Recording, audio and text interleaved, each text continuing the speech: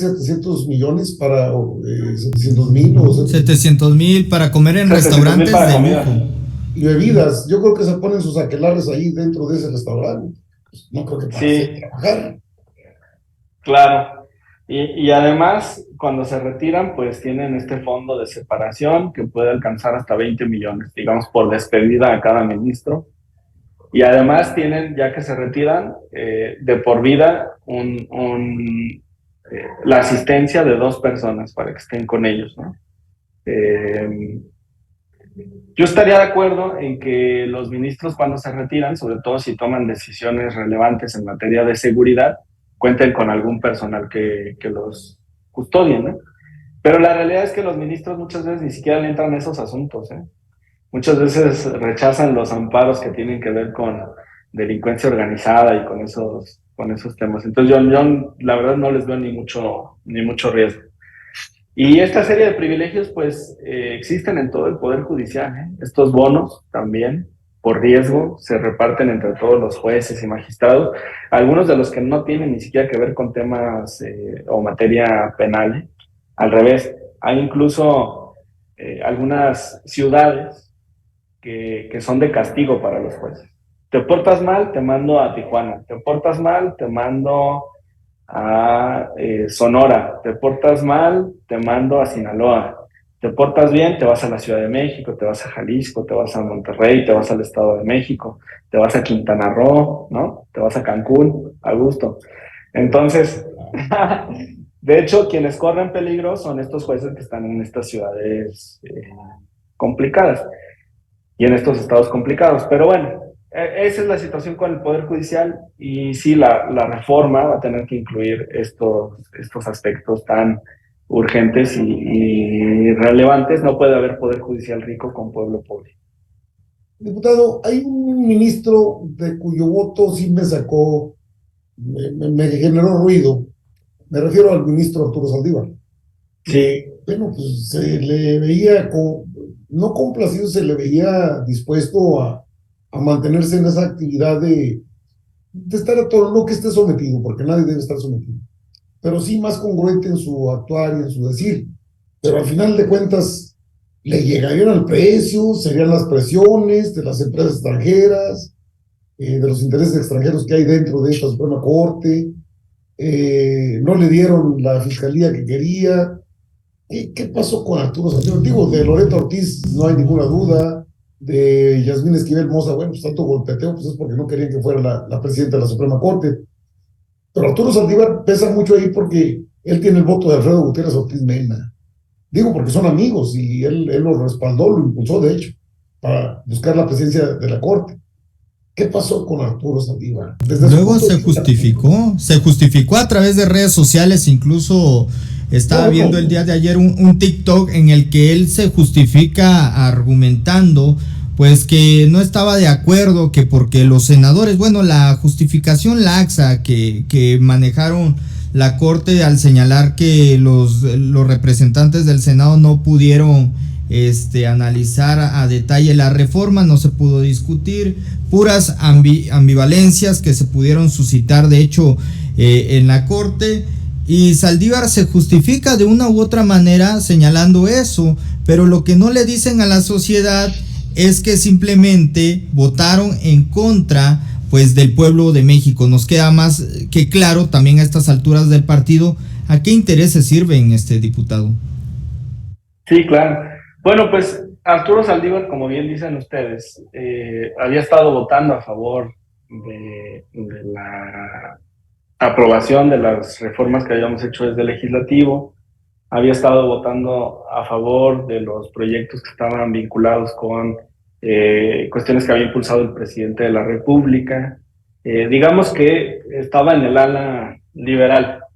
Y es un ministro pues al que respeto y aprecio y reconozco por la labor que ha desempeñado en la Corte.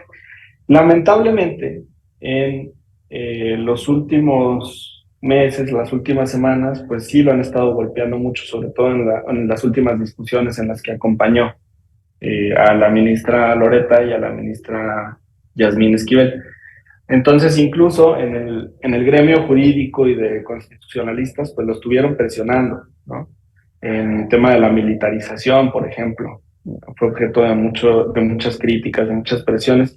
Entonces, bueno, pues yo siento que él está escogiendo sus batallas y que en esta ocasión decidió pues no acompañar porque veía que no se iba a tener un voto mayoritario o que no estaba en duda lograr estos ocho ministros en contra de la reforma, porque hay que recordarle a nuestra audiencia que para anular una ley se requiere el voto de 11 ministras y ministros. Entonces a lo mejor él vio que ya estaba el 8-3 y dijo, no, pues mejor que sea un 9-2 y que no me critiquen como en otras ocasiones. Ahora, yo sí quiero comentarles algo que he compartido al interior de la bancada y que me parece importante para las próximas discusiones. En términos coloquiales, si el niño es risueño y le hacemos cosquillas, pues cómo esperamos que salgan las cosas, ¿no? Entonces, si vemos que la Corte tiene una posición política y no jurídica, ¿para qué les damos el más mínimo pretexto para que anulen la legislación? Entonces, en este aspecto, pues yo creo que sí tenemos que ser más detallistas, más cuidadosos en los métodos de discusión, porque además no hay ninguna necesidad.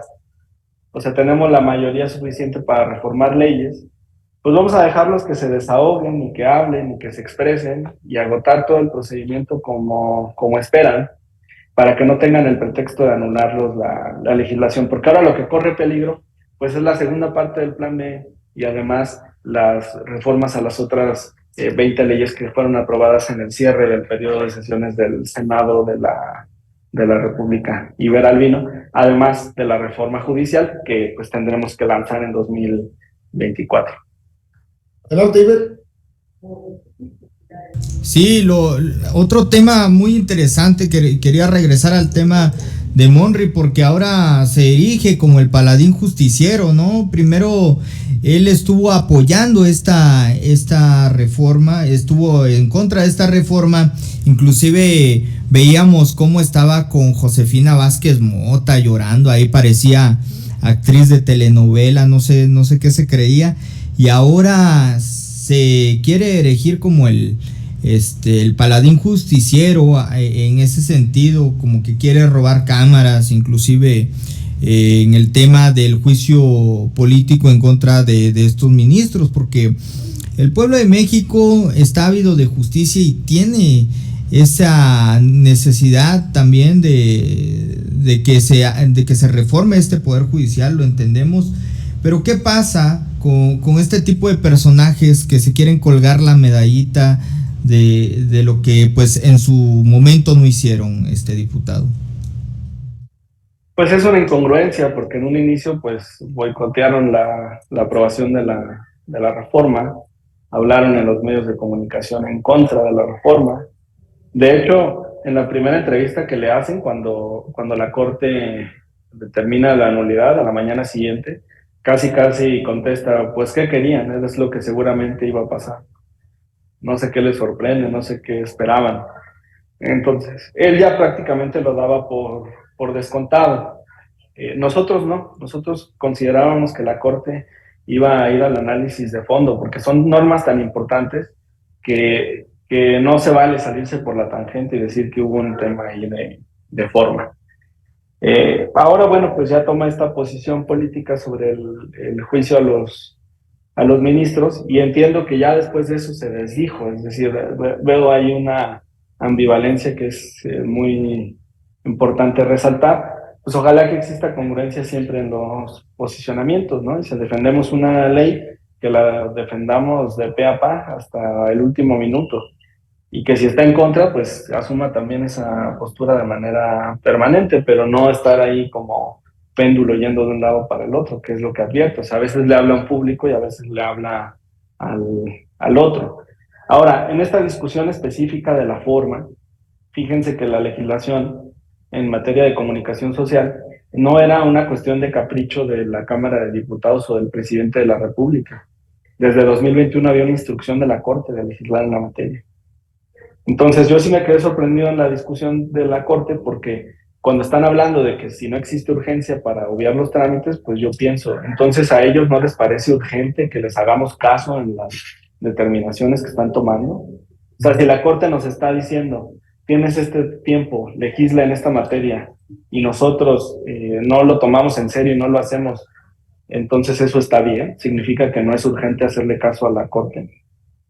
Y las propias ministras de la minoría se lo dijeron, pues si no consideran que esto es urgente, entonces yo no sé qué van a apreciar como urgente, si ellos lo están legislando porque es una instrucción.